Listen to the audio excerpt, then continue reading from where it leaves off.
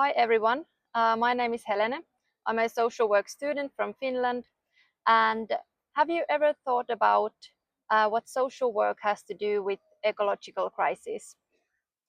Ecological crisis is a human rights issue that is caused mainly by human activity, and it involves multiple interconnected environmental problems such as the climate change, biodiversity loss, pollution, or the extinction of various species. So these issues amplify each other, and they actually threaten our food security, access to clean water, overall safety and health.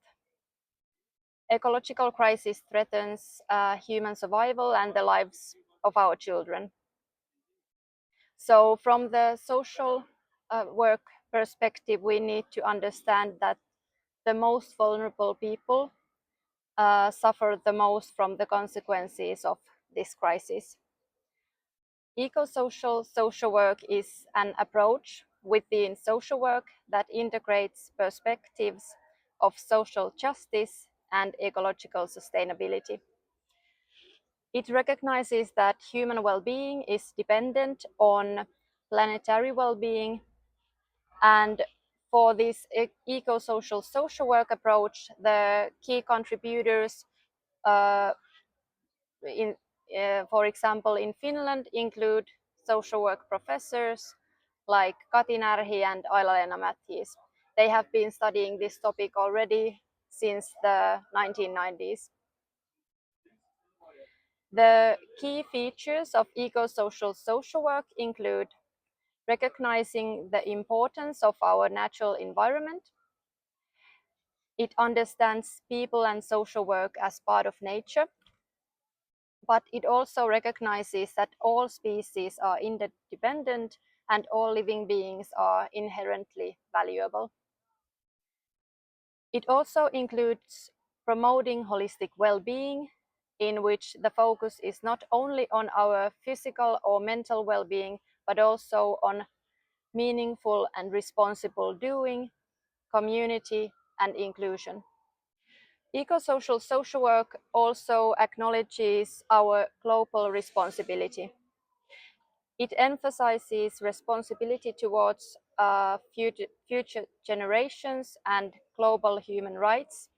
It sees that social workers should address how climate change affects vulnerable populations, and we should support sustainable lifestyles and community-based solutions.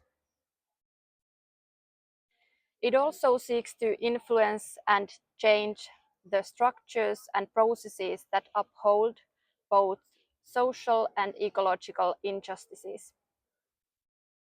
So, according to these perspectives, in social work, we need personal actions that are aligned with ecological values. We need improving personal connection to nature. We need raising awareness on environmental issues and human dependence on nature. We should reflect on the values of social work and our own actions. Do our practices or our own personal lifestyles, for example, support the well-being of people, but also nature's?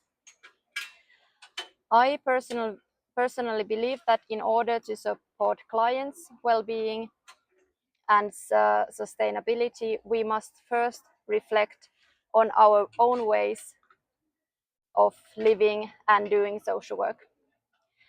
Social workers often have many privileges that give us the opportunity to choose and change our behavior.